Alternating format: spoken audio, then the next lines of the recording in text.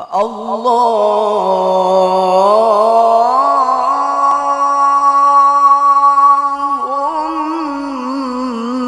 salli wa sallim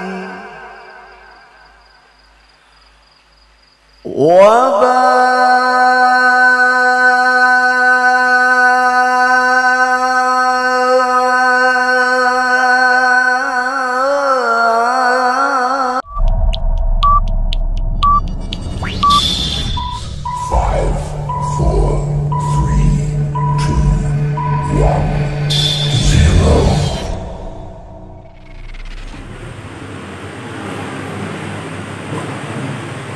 Assalamualaikum warahmatullahi wabarakatuh.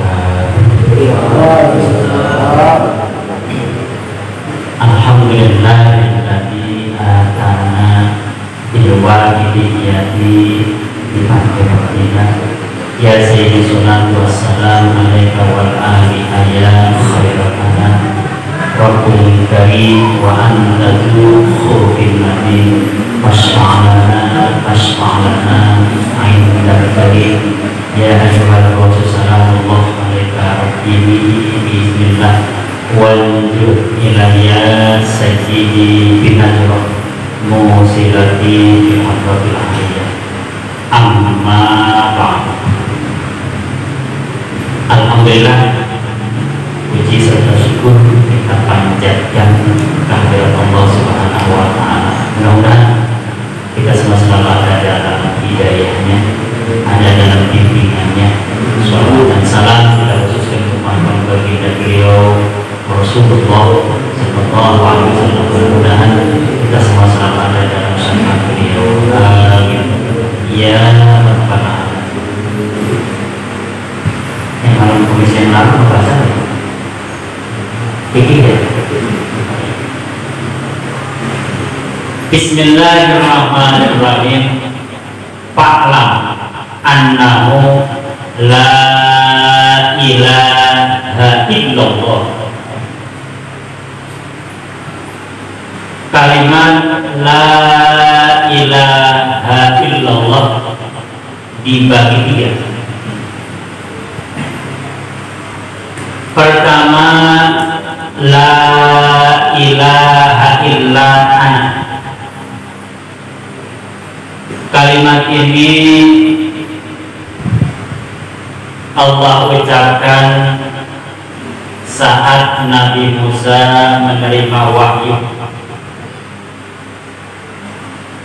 Jadi beliau menerima wahyu di sebuah tempat namanya Watur, Gunung Tursi. Watursi demi Gunung Tursi. Watur demi Gunung Atur.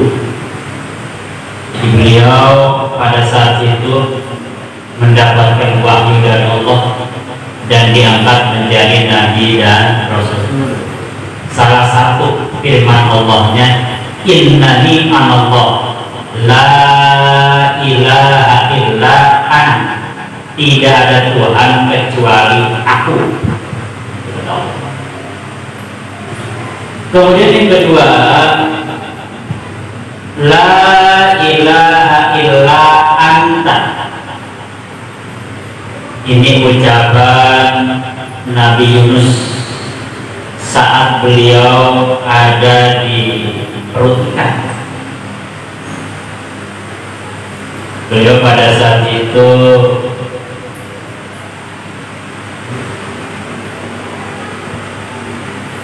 ditelan oleh ikan.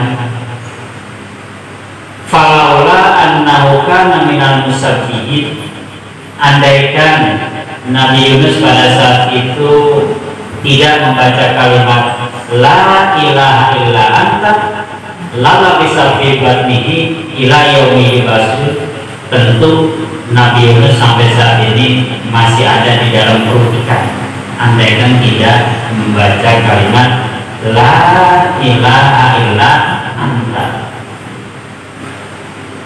Dan kalimat ini boleh kita baca saat kita sedang mengalami kesulitan, baik ekonomi, kesulitan apapun, perbanyaklah baca la ilaha illa anta subhanaka inni kuntu minaz zalimin.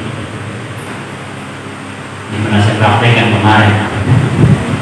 Saat 2-3 jam istri saya nggak sadar, panggil saya bacain aja udah. Mana dites oke di rumah sakit makin panik, nunggu hasil makin panik, jangan makin panik. Itu yang terasa juga. Baca ini dah, waduh sambil panik sambil baca ini. La ilaha illa anta subhanaka inni kuntu minaz zalimin. La ilaha illa anta.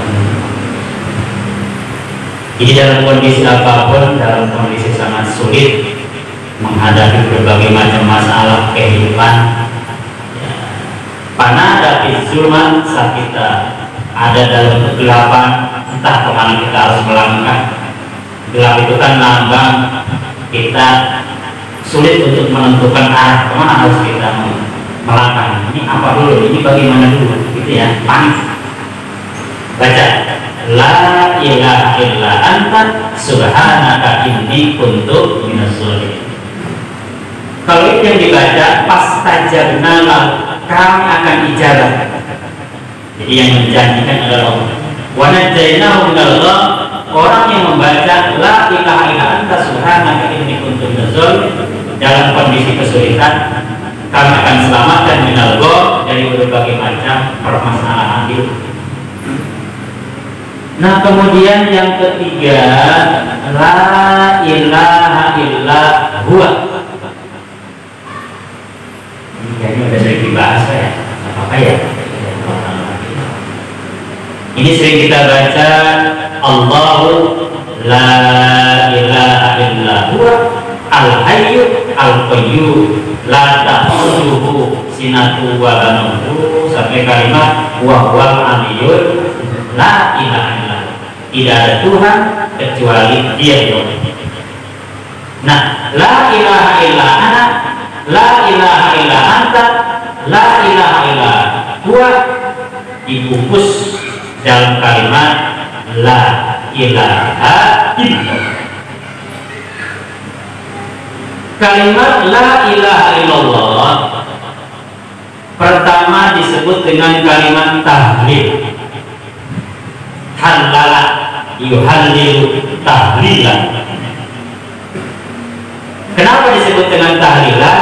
Karena di dalamnya lebih banyak membaca la ilaha illallah.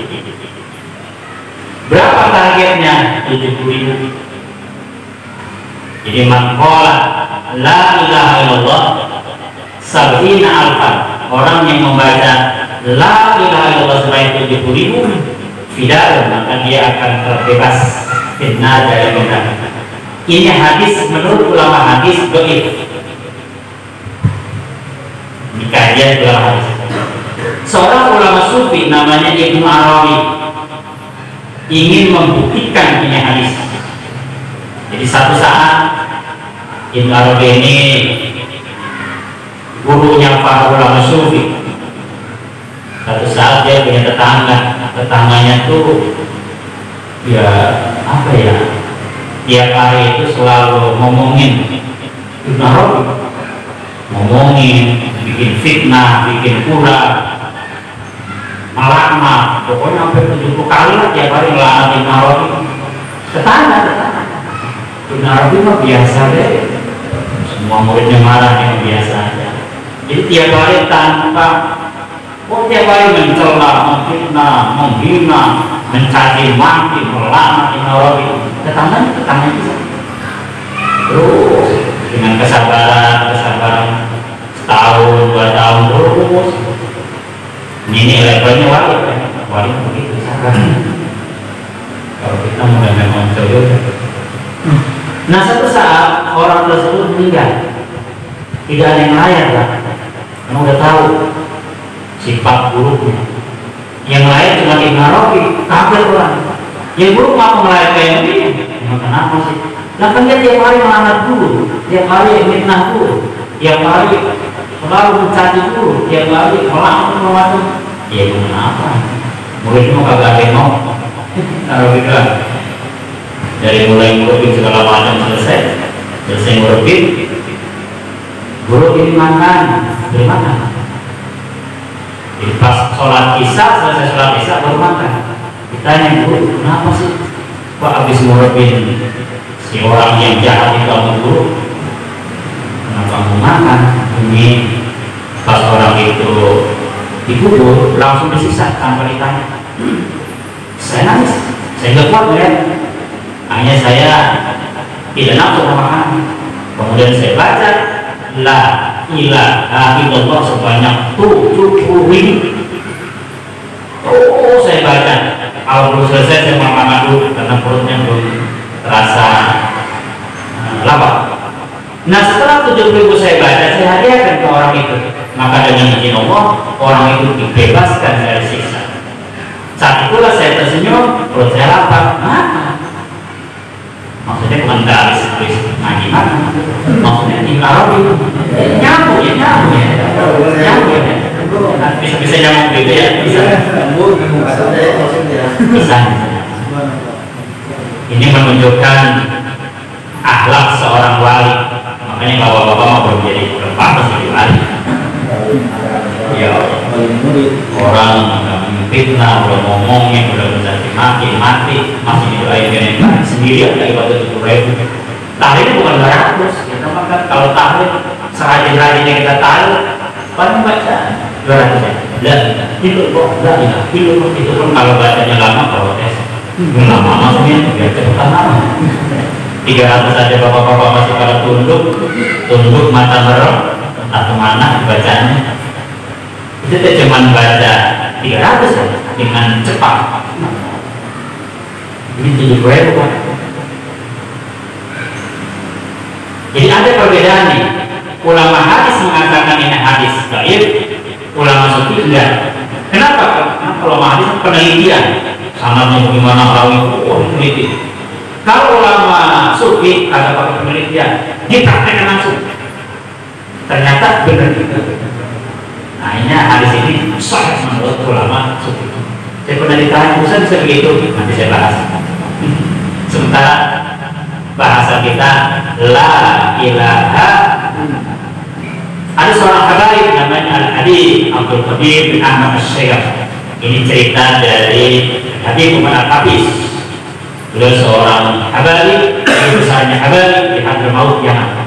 Beliau menceritakan Habib Umar Al-Hafiz bahwa Al-Habib Abdul Qadir bin Ahmad Asy-Syaikh itu sehari membaca la ilaha itu sampai 20.000, bahkan bisa mencapai 70.000, bahkan bisa mencapai 100.000 sehari itu Pak.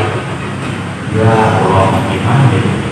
Nah, ketika beliau satu saat sakit, kemudian diperiksa oleh dokter, sakitnya makin parah.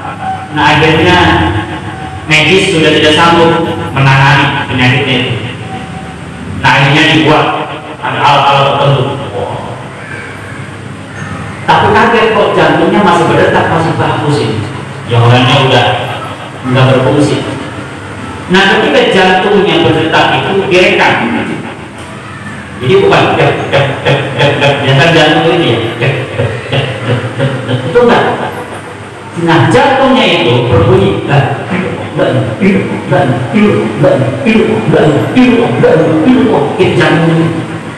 jantungnya orangnya mulutnya udah. Nah ternyata yang membuat para aulia itu atau orang-orang yang ahli zikir kenapa sanggup sampai baca ribuan, puluhan ribu, bahkan ratusan ribu tanpa henti, tanpa bosan, karena bacanya di dalam hati. Kalau kita bacanya di mulut, kita baca di mulut, hati, hati kan malah kita baru baca ya. Subhanallah, apa saya? Kayaknya ikan kalian tadi. Pikiran kemana-mana ya.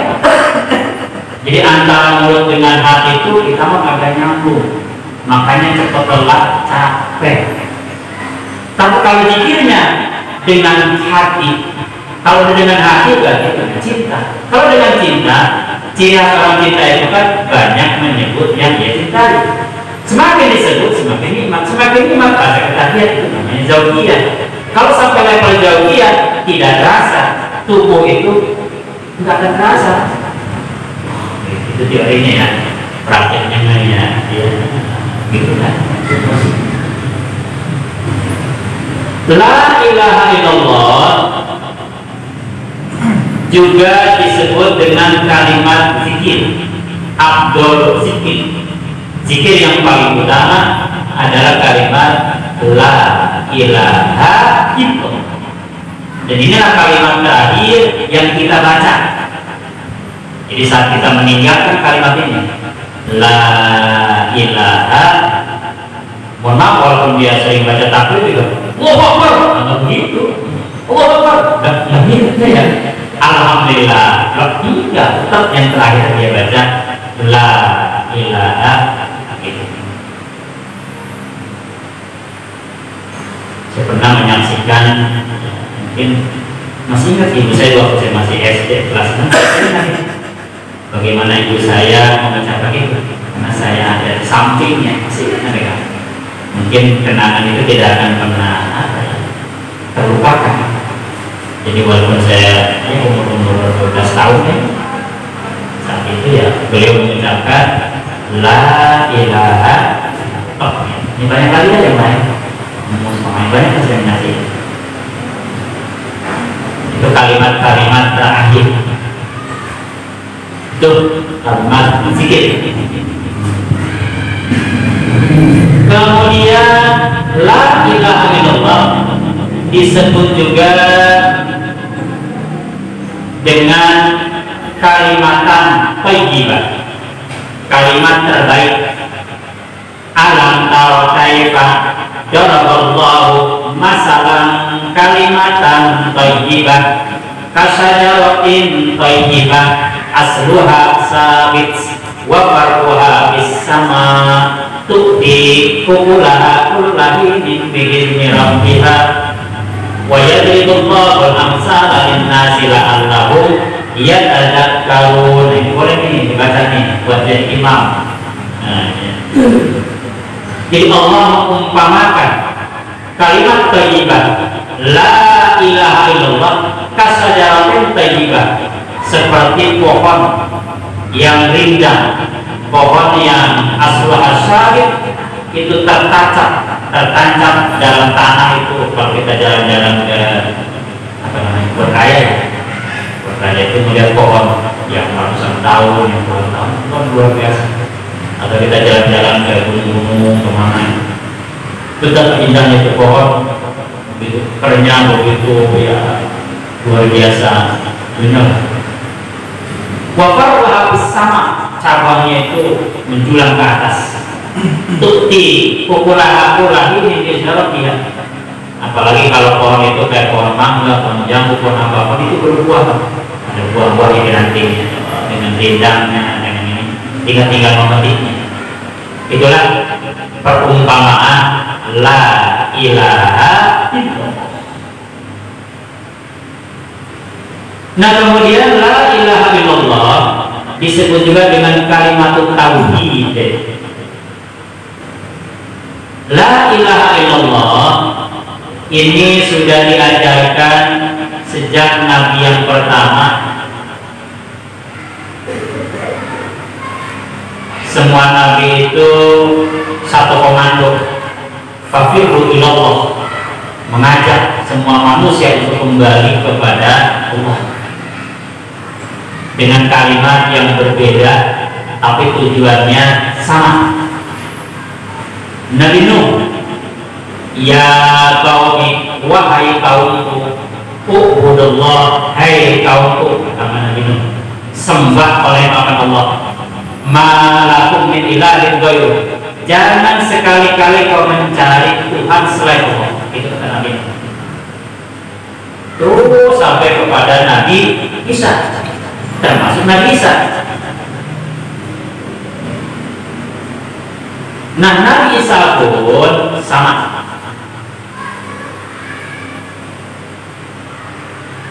Ma qultu lahum, tidaklah aku mengucapkan kepada mereka illa kecuali ma amartani bihi, aku perintahkan mereka itu anibudullaha rabbi wa rabbakum, ubudullah, sembah oleh makan Allah. Rabbi, Allah itu adalah Tuhanku, wa rabbakum, dan Allah itu adalah Tuhan kamu. Itu Nabi Isa. Jadi kalimatnya beda-beda, intinya la ilaha. Nah kemudian semua umat yang diajarnya itu mengucapkan kalimat asyhadu alla ilaha itu. Saya bersaksi, saya berikrar, dan saya menjanjikan bahwa tidak ada Tuhan kecuali Allah. Ikrarnya. Nah, ada pesanannya sesuai dengan Nabi dan Rasul pada saat itu. Kalau Nabi Nuh, asyhadu an la ilaha illallah wa asyhadu anna Nuh Rasulullah. Nabi Musa, wa asyhadu anna Musa Rasulullah. Nabi Isa, wa asyhadu anna Isa Rasulullah. Dan yang terakhir, asyhadu an la ilaha illallah wa asyhadu anna Muhammadar Rasul. Setelah itu tidak boleh lagi diganti. Ini paten sampai hari kiamat. Kenapa?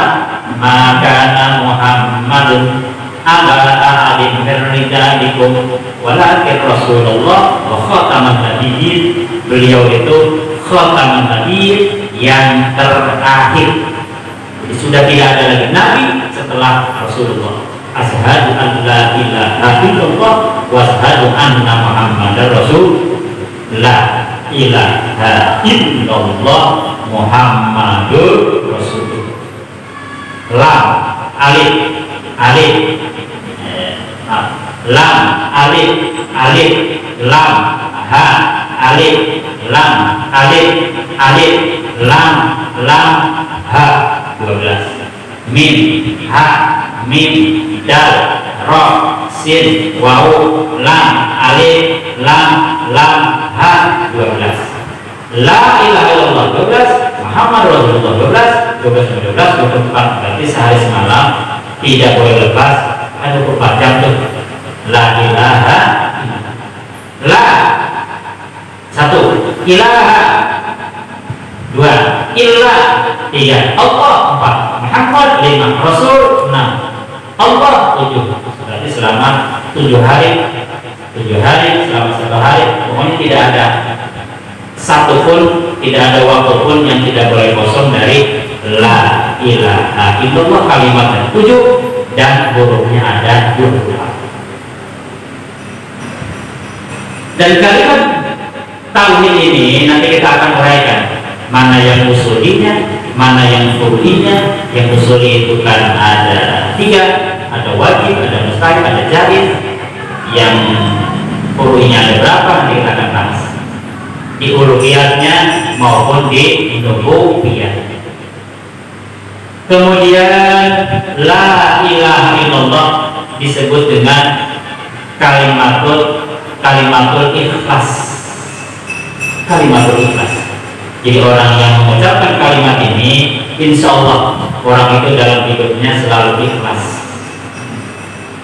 Bicara ikhlas, mohon maaf saya sendiri cuma baru bisa mengembangkan. Jadi kita masih bareng-bareng ya. Ikhlas itu masih terus belajar. Kalau misalnya kita melakukan sesuatu, kita masih ada harapan pada sesuatu itu ikhlas juga kan. Cuman levelnya mungkin berbeda-beda. Bukan berarti nggak ikhlas, tetap ikhlas itu bukan berarti nggak ada harapan. Ada harapan. Hanya levelnya mungkin berbeda-beda. Misalnya nih para nabi dan rasul, wah ini mah levelnya udah level tertinggi. Jadi kalau iman itu kan nggak ada yang bertambah, nggak ada yang berkurang, nggak boleh.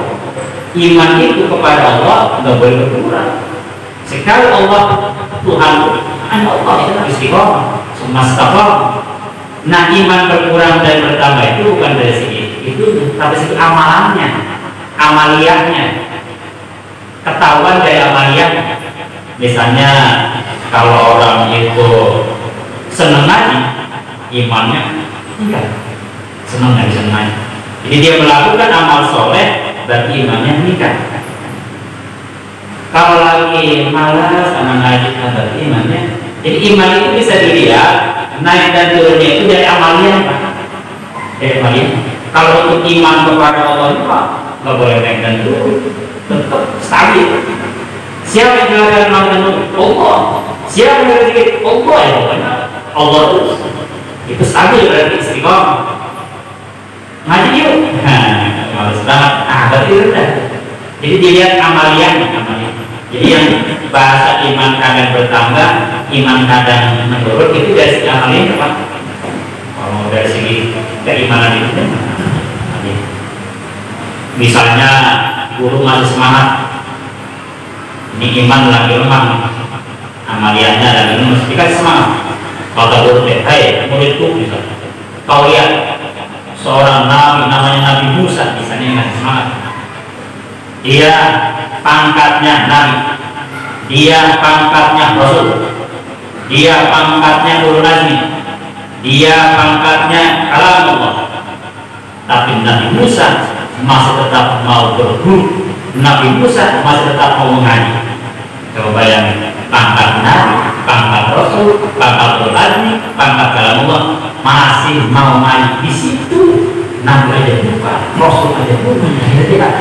Makanya kalau saya lihat banyak nih orang kalau di atas lurah aja banyak yang mau RT, lurah, wakil, dusun, sekdes, camat, wakil presiden itu status. Jadi dianggapnya kalau mereka ngaji itu statusnya enggak gitu. Nabi Musa aja statusnya Nabi dan Rasul.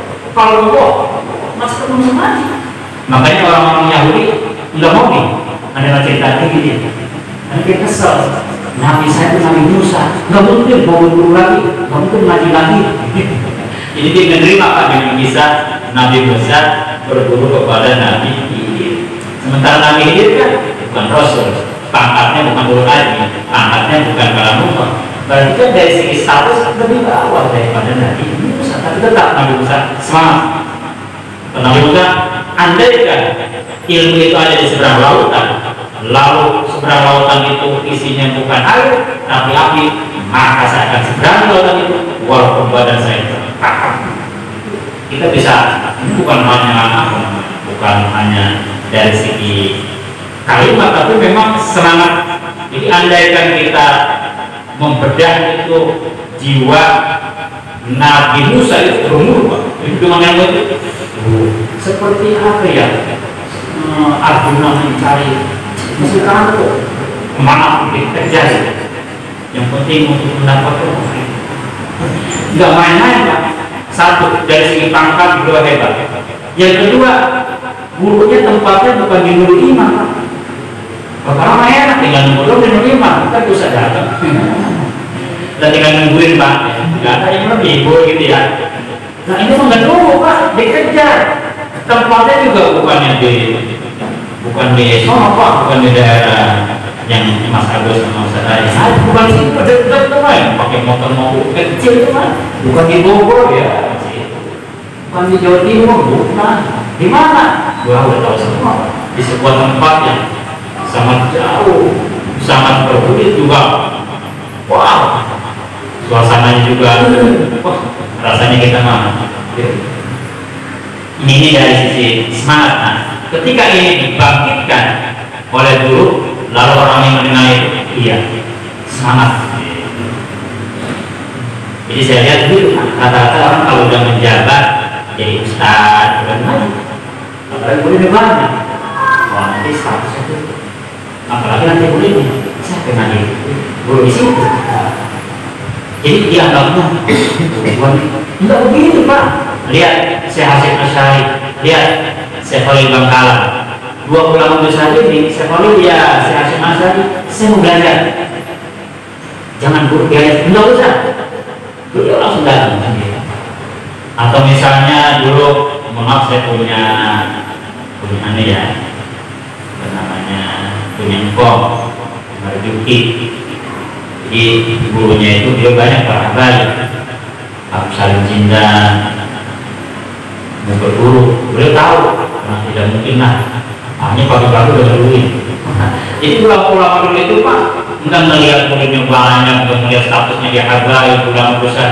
Kantor kalau mau belajar aja. Kalau kita mau kan enggak, kok usah, kok iya ini, yang murid gua kita, kalau gitu, banyak banget.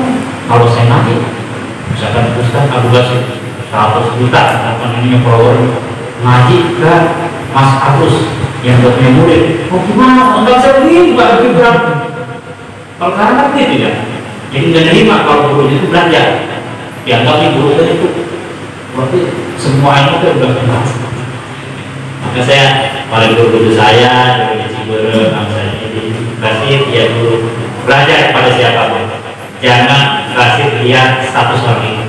Walaupun andai kan misalkan yang kita kejar itu dari status itu mungkin ada di bawah kita, karena memang kita butuh dengan dia, karena dia ilmunya lebih tinggi, kita kejar. Misalnya kita jadi lurah, kita jadi camat, kita jadi bupati, kita jadi dewan. Misalnya kita jadi dewan partai apa, ketua dewan Kabupaten Bekasi kita. Lalu bacaan kita banyak kurang, misalnya ada ustaz di kampung, Assalamualaikum Ustaz, mana Pak Dewan ada apa nih? Begitu Ustaz, saya belajar, bicara Dewan, ya, saya datang ke sini, mesti begitu, semangat, walaupun hanya belajar, misalnya Dewan aja belajar, ikro, jadi besar, rata-rata kan, Ustaz tuh Dewan masa, rata-rata gitu, yang saya lihat itu para pejabat biasanya udah amal haji itu mungkin urutan nomor berapa? Hampir rata-rata pada nggak mau duduk di masa. Nah kembali ke awal. Jadi iman kepada Allah itu nggak boleh berkurang kalau yang berkurang dan bertambah itu amaliannya ya, amalian. Kalau untuk kepada Allah mah tidak boleh berkurang. Kalau berkurang sedikit pun musyrik, bahaya itu. Rabbunallah. Innal ladzina qalu rabbunallah, orang yang mengatakan Tuhan kami adalah Allah, summa istaqamu istiqamah, tatanazzalu alaihimul malaikah alla takhafu wa la tahzanu wa abshiru bil jannati allati kuntum tu'adun. Bahkan orang yang istiqamah terus mengatakan Allah dan Allah, andaikan dia meninggal pun nahnu awliya'ukum fil hayatid dunya wa fil akhirah, kami akan menjaga keluarga kami yang kau tinggalkan. Makanya jangan kaget kalau misalnya ada seorang kiai, seorang ulama gitu ya, ketika dia meninggal, kok anaknya mendadak jadi kiai, jadi ulama dadakan. Itu sebenarnya betul ya, doa dari orang tuanya atau istiqomah dari orang tuanya, sehingga anak itu terus dilindungi dan dibimbing langsung oleh Allah. Itu bisa terjadi. Jadi jangan kaget. Karena bahasa Al-Qurannya nahnu awliya'ukum fil hayatid dunya, kami, kata malaikat berdasarkan perintah Allah, akan terus melindungi kamu yang istiqomah dengan tauhid kehidupan kamu di dunia. Nah kemudian la ilaha illallah disebut juga dengan kalimat takwa. Kalimat takwa. Jadi orang yang takwa itu salah satu cirinya tidak lepas dari kalimat la ilaha illallah. Kalimat takwa. Fa'anjalallahu sakinatahu ala rasuli wa ala mu'minin. Allah akan turunkan sakinah, ketenangan kepada Rasul, kepada orang yang beriman, wa alzamahum kalimat taqwa wa kana haqqan biha wa ahla. Itulah kalimat takwa, maksudnya la ilaha illallah. Ini kalau dibahas mungkin panjang lagi bicara kalimat takwa. Kemudian yang terakhir disebut dengan kalimatul uliyah. Kalimatul uliyah artinya kalimat yang paling tinggi. Tidak ada kalimat yang bisa menandingi kalimat la ilaha illallah. Makanya biasanya kalau aku gitu ya, la ilaha illallah gitu, menuju ke atas itu. Makanya kalimat itu memang kalimat tertinggi. Tidak ada kalimat yang bisa sanggup atau mengalahkan kalimat la ilaha illallah. Karena kalimat itulah yang terakhir kita baca, kalimat itulah yang mendampingi kita di alam barzah, kalimat itulah yang nanti akan menaungi kita di alam barzah. Tahta liwa'i Muhammadin, seseorang itu akan nanti pada masa itu di bawah bendera la ilaha illallah. Jadi bendera itu cuma satu Pak. Semua bendera ormas itu tidak ada sama. Bendera cuma satu.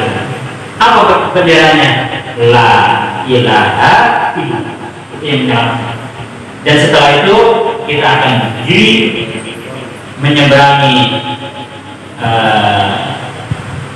jembatan, kemudian sampai di pintu surga pun, karena pintu surga itu masih tertutup. Jadi pintu surga Pak beda dengan pintu neraka ya. Kalau pintu neraka di sini wasifal ladzina kafaru bil jannati hatta idza ja'uha wa futihat, dan dibuka. Ini kalimat dan itu tadi ditutup. Bagaimana cara bukanya? Miftahul jannah, kunci. Tadi kita punya kunci, masuk ke dalam rumah ditutup. Bagaimana cara membukanya? Kunci. Kunci punya kuncinya nih. Right. Tapi kan Ustaz udah begitu otomatis. Iya, maksudnya otomatis. Ini makanya perumpamaan. Masuk Ustaz pintu surga pakai kunci.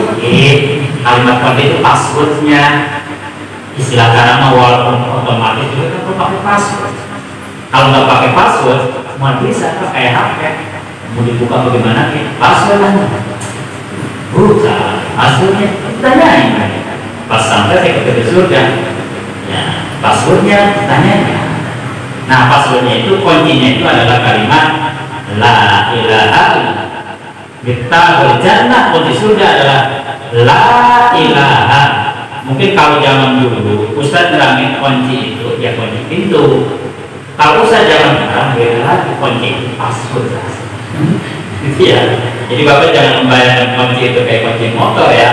Sesuatu yang mampu membuka pintu namanya kunci, apapun bentuknya. Bisa dengan sinyal, bisa dengan alat dan sebagainya. Demikian, jadi kalimat la ilaha illallah ini memang kalimat yang luar biasa. Wallahu a'lam bishawab. Mudah-mudahan kita mampu untuk mengamalkannya, mampu untuk melaksanakannya, dan kita mampu kepada Allah. Mudah-mudahan nanti kita di padang mahsyar di bawah bendera la ilaha illallah. Mudah-mudahan kita semua keluarga dan jemaah ada di pintunya surga dengan kalimat la ilaha illallah. Bismillahirrahmanirrahim. Alhamdulillahirabbil alamin. Allahumma shalli ala sayyidina Muhammadin wa ala ali sayyidina Muhammadin. Allahumma nawwir qulubana bil Qur'an wa zayyid akhlaqana bil Qur'an wa najjina minan nar bil Qur'an wa adkhilna fil jannati bil Qur'an. Ghafirhu ilallah, ghafirhu ilallah, ghafirhu ilallah. Wa ja'al wa ja'al batil innaka kana zahuqa. Rabbana atina fid dunya hasanah wa fil akhirati hasanah wa qina adzabannar. Subhana rabbika rabbil izzati amma yasifun wa salamun alal mursalin walhamdulillah. Al-Fatihah. Wujud kidam baqa mukhalafatul lil hawadisi qiyamuhu